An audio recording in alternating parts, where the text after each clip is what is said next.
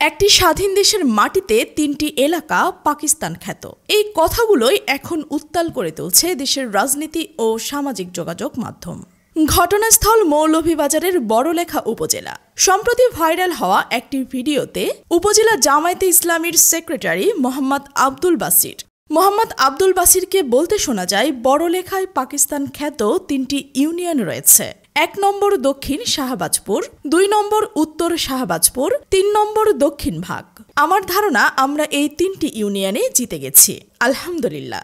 ২৭ সেকেন্ডের এই ভিডিও ক্লিপটি সামাজিক মাধ্যমে ছড়িয়ে পড়তেই শুরু হয় তীব্র নিন্দা আর প্রতিবাদের ঝড়। বিশেষ করে বাংলাদেশ জাতীয়তাবাদী ছাত্রদলের স্থানীয় ইউনিটগুলো এই বক্তব্যকে স্বাধীনতা ও জাতীয় সার্বভৌমত্বের উপর সরাসরি আঘাত হিসেবে দেখছেন।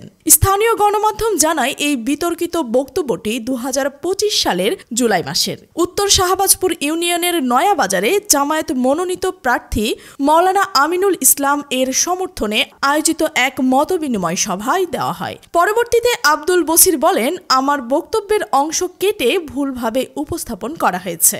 আসলে অতীতে সরকার বিরোধী আন্দোলনের সময় পুলিশ ও প্রশাসন এই এলাকাগুলোতে ব্যঙ্গ করে পাকিস্তান বলতো।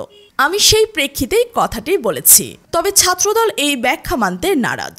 দক্ষিণ ও উত্তর শাহবাজপুর ইউনিয়নের ছাত্রদল পৃথক বিবৃতি দিয়ে তীব্র নিন্দা জানিয়েছেন। তারা বলছেন, এটি শুধু রাজনৈতিক মন্তব্য নয়, এটি বাংলাদেশের স্বাধীনতা যুদ্ধের চেতনার বিরুদ্ধে অপমানজনক এক আঘাত। তারা জামায়াত নেতা ও দলকে নিঃশর্ত ক্ষমা চাওয়ার আহ্বান জানায় এবং রাষ্ট্রের প্রতি দাবি তোলে দায়ীদের বিরুদ্ধে কঠোর আইনি ব্যবস্থা নেওয়ার। অন্যদিকে আব্দুল বাসির আবারও জোর দিয়ে বলেন, বাংলাদেশ কখনোই পাকিস্তান নয়। আমি একজন স্বাধীন দেশের নাগরিক। দয়া করে কেউ আমার বক্তব্যকে ভুল বুঝবেন না। তবে এই বক্তব্য ঘিরে স্থানীয় রাজনৈতিক উত্তেজনা এখনো থামেনি। মুক্তিযোদ্ধা পরিবার, সাধারণ মানুষ ও রাজনৈতিক বিশ্লেষকরা বলছেন, স্বাধীন বাংলাদেশের মাটিতে এই ধরনের শব্দ প্রয়োগ অনভিপ্রেত এবং এর প্রভাব ভবিষ্যতের নির্বাচনী সমীকরণেও পড়তে পারে।